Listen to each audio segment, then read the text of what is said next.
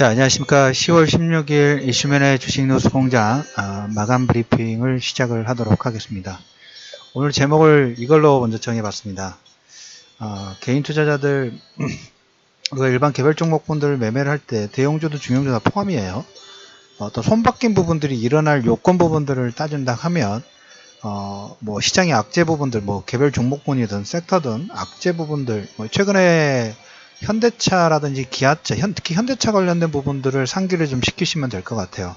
전저점을 깨는 파동 부분들이 나왔고, 아무래도 이제 시장의 상황 부분, 섹터의 움직임 부분도 밸류상으로는 저평가 상태인데, 워낙 시장의 악재 부분들이 많다 보니까, 그리고 개인 투자자들이 가장 믿는 심리적인 지표보다 인덱스 자체는 차트입니다.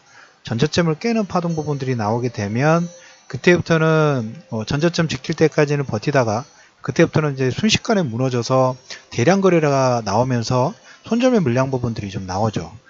최근에 우리가 630포인트 전후에서 코스닥 급락 부분이 나왔을 때 1차적으로 플러스 마이너스 10포인트 전후에서 코스닥 레버리지를 접근하자라고 코멘트를 드렸을 때와 상당히 좀 유사한 다고 보시면 될 것 같아요. 현대차도 마찬가지고 오늘 그리고 지난주 금요일장 이틀 동안 중형주 쪽, 특히 기관창구 쪽에서 1000억대의 대량 매도가 나왔어요. 상당히 큰 금액이에요. 근데 우리가 왜 금요일날 이유일까?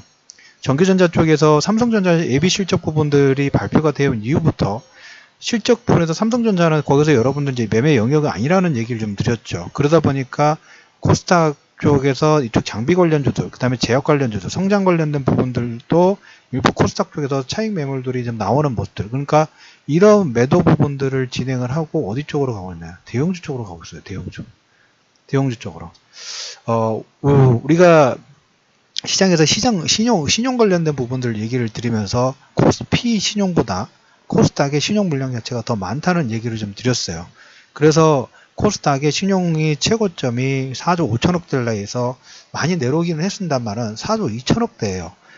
이런 흐름 부분들이 진행된다면 4조 원대를 한번 하회시키는 파동 부분들이 좀 나올 수도 있지 않느냐라는 생각부터 하는데, 이렇게 코스닥을 털어내놓고 개인 투자자들 투자 심리 부분들이 계속 극한치까지 밀어놓고 그 다음에 대형주는 뭡니까? 순환매 돌리고 있어요. 또 대형주는 순환매 돌리고 있는 파동 부분들이 좀 나오고 있습니다. 오늘 대표적인 케이스로 계속적으로 말씀드리는 부분이 포트의 일부 부분 최소한 30% 전후는 대형주군 경기 민감주 섹터 부분들을 포석할 필요, 홀딩 부분들을 전략 부분들 하실 필요가 있다는 계속적으로 좀 드렸는데, 지난주부터 이 순환매 파동 부분에 수급이 들어오는데 기관 수급이 지금 들어오고 있죠. 기관 수급 부분들이 들어오고 있고, 그 전주에는 외국인 수급 부분들이 들어오고 있고, 코스닥은 수급이 지금 관망 상태 있고 기관들이 좀 빠져서 코스피로 가고 있는데, 코스피 같은 경우에 기관 수급, 외국인 수급 부분들이 양쪽으로 집중이 되면서 순환매 파동 부분들을 돌리고 있어요. 그러다 보니까 개인 투자자들이 코스닥에 지금 물려있는데 코스피 대형주 쪽을 전혀 거들떠 보지를 못하고 있죠. 그리고 전통적으로 보면 코스피보다는 대형주 쪽보다는 코스닥 중소형주가 개인 투자자들의 투자 심리에 어떻게 보면 성향에 맞는 부분들이 없잖아 좀 있어요. 자, 그러면 코스피는 올리고 코스닥은 빼게 되면 나중에 전자로 코스닥 시장 부분들이 될 때에는 개인 투자자들의 성향이 어떻게 갈까요? 코스피가 올라가는 걸 확인하면 이제 손절 만약에 진행하는 코스닥 쪽에 물량 부분 손절하고 코스피로 가게 돼요. 그때는 또 바뀌게 된단 말이에요. 그래서 이번에 파동 부분들은 기관 투자가들이 약간 뭡니까? 3, 4분기에 윈도우 드레싱이 끝나고 난 이후에 삼성전자의 전기전자 섹터의 실적 부분들을 확인하고 이제까지 좀 올라왔던 코스닥의 전기전자 쪽, 코스닥도 그렇기 때문에 SK하이닉스하고 삼성전자는 여러분들 매매 영역이 아닙니다. 거기는 여러분들 매매하셔서 들어가면 안 돼요. 거기는 그냥 올라가도 남의 거라고 하셔야 돼요. 저는 삼성전자, SK하이닉스는 지난번에 하단에서는 한번 잡아도 된다는 수급이 바뀌고 모멘텀이 3개월 동안 부채한도 협상 부분들로 해서 연장이 됐다는 얘기를 드렸죠. 지금은 아니에요. 지금은 그만. 4, 4분기 실적 부분이 나오던가 아니면 12월 달에 부채한도 협상 관련된 부분에서 민주당하고 공화당하고 어떤 해결 구도 부분들이 진행될 때에는 다시 관심권을 좀 두겠지만, 그 전까지는 올라가도 이제 여기는 내 거 아니에요. 그러면 그쪽에 차익 매물 부분들이 지금 출회되고 최소한 뭡니까? 컨센서스 대비 30% 전후의 상향 레퍼런스 부분들이 나와야 되는데 그렇게는 나오지 않고 있죠. 그러니까 거기는 답보 상태인데 주변에서 지금 SK하이닉스하고 삼성전자 물어보신 분이 또 많아졌어요. 몇 분이 사도 되냐고. 노. 그거 사는 거 아니에요. 자, 지난주부터 여러분들한테 모멘텀 장세 부분들을 좀 코멘트 드리면서 고배철강 관련된 부분들을 계속적으로 얘기 드렸죠. 이거 그리고 오늘 새벽에 제가 올려드렸던 내용도 보시면 고노현 부회장 삼성전자의 어떤 전략 부분의 체인지 부분하고 그 다음에 이 포스코 그 철강 일본의 고베 철강 사태 부분이 예전에 독일이나 유럽 지역에서 디젤차의 어떤 신뢰성 부분들이 금집이 가면서 이게 어디까지 여파가 됐나요?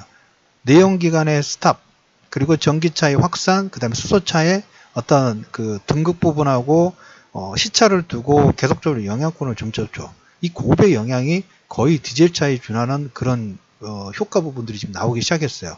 자, 그러면서 여러분들한테 그 주말 총정리 부분에서 여러 가지 말씀드리면서 자, 반사 효과라는 부분들이 좀 있어요. 예전에 일본에서 지진이 났을 때 우리나라 반도체 종목분들이 그날 급등을 했던 것처럼 올해 들어서 그 미국의 허리케인이 지나가게 되면서 정유업종이 뭐 절반 전후 50% 전후에 스탑 부분들이 좀 되면서 우리나라 정유업종이 저쪽에 스탑 되다 보니까 이쪽에서 물건 자체를 생산을 하고 그걸로 인해서 수급이 생산 수급 부분들이 제한이 되니까 스프레드가 격차가 늘어나면서 이쪽 종목군들이 3, 4분기 실적도 좋았다는 얘기를 드렸죠. 고배 영향도 이 선상에 있는 거예요. 그래서 오늘 어떻게 됐습니까? 포스코 종목, 저 무거운 종목이 철강주는 그렇지 않더라도 가요. 철강주는 그렇지 않더라도 갔는데 3, 4분기 실적에 대한 기대감 부분들의 특별한 모멘텀 자체가 생기다 보니까 오늘 그대로 급등시켜버리죠. 그대로 급등시켜버려요. 그래서 포스코가 이렇게 많이 올라가는데 아무래도 개인 투자자들은 포스코가 오늘 6% 7% 오른 거 별로 관심이 없어요. 코스닥에 1000억 정도 매도가 나와가지고 웬만한 종목군들 지난주 금요일 대비 오늘도 폭락 부분들이 나오다 보니까 근데 또 코스닥에서도 보면 오늘 새벽에서 제가 그 뭡니까 고노현 부회장 부분들 얘기를 드리면서 AD칩스 얘기죠. AD칩스는 상한가요. 근데 완전히 극과 극으로 움직이고 있어요. 근데 대부분의 코스닥 종목군들 오늘 수급이 1000억 정도 매도가 나오다 보니까 전기전자 관련된 종목군들에서 뭐 테라세미코나 이런 종목군들 기본 3에서 한 7% 정도의 급락 부분들이 나오고 극히 일부 개별 모멘텀을 가지고 있는 종목만 플러스권에서 유지가 되고 있어요. 그러면 이렇게 투자 심리 부분들이 개인 투자자들이 악화가 되어 있는 상태에서 코스피를 볼까요? 대형주 안 본단 말이에요. 그럼에도 불구하고 여러분들은 뭘 계속적으로 1차적으로 보셔야 되냐? 대형주를 보셔야 돼요. 왜? 코스닥은 신용 물량 자체가 상당히 좀 무겁다는 얘기를 좀 드렸죠. 신용 물량인데 털어내는 건지 아니면 이렇게 수급 부분들을 악화를 시키면서 전저점을 깨는 투자 심리 부분, 만약에 투매를 발생시킨 거나 지난번에 하락 부분들이 나왔을 때도 보면 그 시장에서 코스닥의 변동성 부분이 한 3, 4일 정도 나오니까 그 다음 주 정도에 어떻게 됐습니까? 신용 물량의 반대 매매 물량 자체가 나오면서 이번에 터닝하게 된 하나의 계기를 만들었죠. 4조 5천억대에서 4조 2천억대까지 하락 부분이 나오니까 한번 반등 부분이 나오는데 저는 이걸 4조 원대를 일단 하회하는 파동 부분들이 나오지 않을까 좀 싶어요. 그래서 대형주 쪽은 계속적으로 보셔야 돼요. 여러분들한테 대형주는 저렇게 지금 순남의 파동 부분들이 외국인과 기관 수급 부분들이 받쳐주는데도 받쳐주다 보니까 기계 섹터, 전기전자 섹터를 기본 베이스로 깔아놓고 하지만 전기전자 쪽은 매매 영역은 아니에요. 말씀을 드렸지만 저기는 그냥 내버려 두세요. 다음에 실적 나올 때까지 아니면 글로벌 유동성이 어떤 성장성 부분들이라든지 유동성이 배팅하는 모습들이 나오기 전까지 그냥 그대로 내버려 두려는 거예요. 제약주들도 많이 올라왔어요. 욕심내지 맙시다. 이제 제약주 기본에 우리가 성장성의 어떤 포커스를 해가지고 봤던 게 전기전자 쪽하고 그 다음에 제약주였는데 여기는 이제 개인 투자자들이 올라가서 좋겠다 주변에서 막 좋다 하죠. 하지 마세요.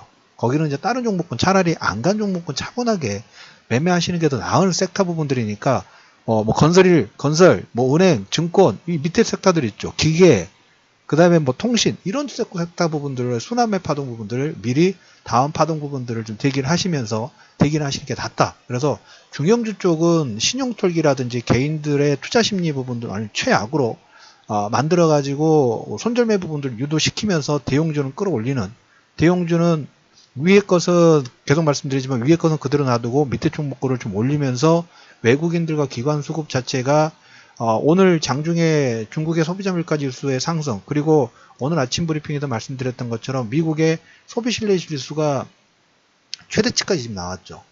뭡니까? 글로벌 경기가 지금 뭔가 인플레이션 장세 부분들이 계속 가고 있다는 거예요. 그러다 보니까 외국인들과 기관이 이쪽에 포커스 돼가지고 중형주는 일단 내버려 두더라도 이 대형주 쪽에 포커스를 하는 이유가 그런 이유 때문입니다. 그러면 지금 외국인과 기관 수급 자체가 바라보는 방향이 이쪽 방향이라면 철강주 같은 경우에는 그런 모멘텀이 있는데도 불구하고 그렇게 순환주 파동 부분들이 나올 자리인데도 불구하고 고배철강의 영향 부분 지난주부터 계속 얘기 드렸죠. 고배철강 나비 효과 크게 나올 수 있다. 나비 효과 뭔가 뭔가 일으킬 수 있는 가능성이 있다라는 얘기를 드렸는데 그 영향이 오늘 한 방에 나와 버리잖아요. 한 방에. 그래서 계속적으로 뭡니까? 순환주 파동도 나와요. 그래서 대형주 가지고 계신 분들은 지수 지금 2380입니다. 2480이요. 2500이 20포인트밖에 안 남았어요. 2500포인트가 타켓이 아니에요. 2500포인트가 타켓이 아닙니다. 그리고 지난번에 말씀드렸던 것처럼 레버리지 지금 대형주 쪽엔 그대로 홀딩이에요. 레버리지 쪽 매도 사인 안 나갔습니다. 그대로 홀딩 부분들이니까. 그리고 코스닥 같은 경우에도 지난번과 마찬가지로 우리 지수 자체가 지난번에 630포인트 나왔죠. 630포인트.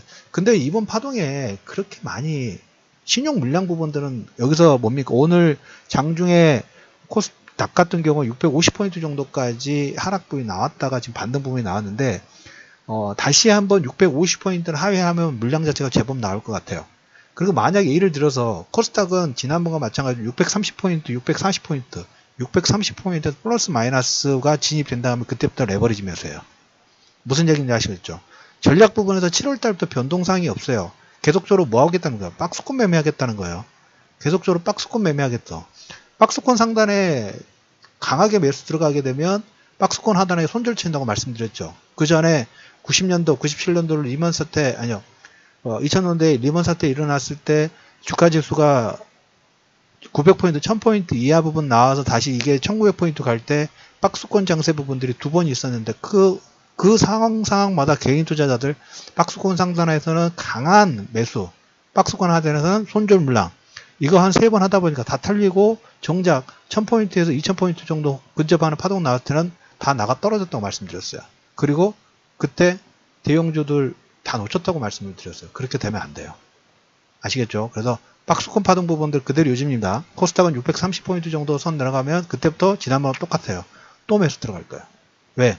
시장 자체를 부정적으로 보는 시장이 아니라 변동폭이 나오더라도 글로벌 경기 자체가 우상향이 되는 사이클 부분들이 있기 때문에 거기에 대해서 잠시 코스닥의 수급 자체가 1000억 이상 정도 매도가 나왔다 해서 내 시야 자체를 가릴 필요는 없습니다. 왜? 전체적으로 글로벌 경기 부분들은 계속적인 상승 사이클 부분들을 진행하고 있다라는 포지션 부분들을 꼭 상기를 좀 시키시면서 코스닥에 1000억 정도 매도가 나왔다 해서 여러분들 투자 심리가 같이 동반 하락되면 안 되겠죠. 시장에서는 기관 투자가들 이용해야죠. 그걸 원하기 때문에 그런 파동 부분들이 나오고 있다라는 흐름 부분들로 보시면 된다라는 코멘트를 드리면서 힘든 구간이지만 현금 있으신 분들은 뭐 할까요?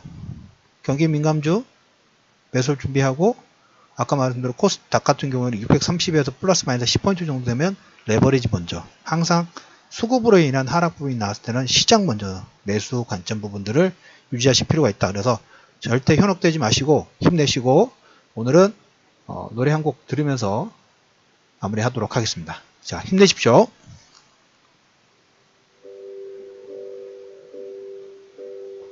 난 너에게 모두 주고 싶던 한 사랑 너 하나로 이미 충분했던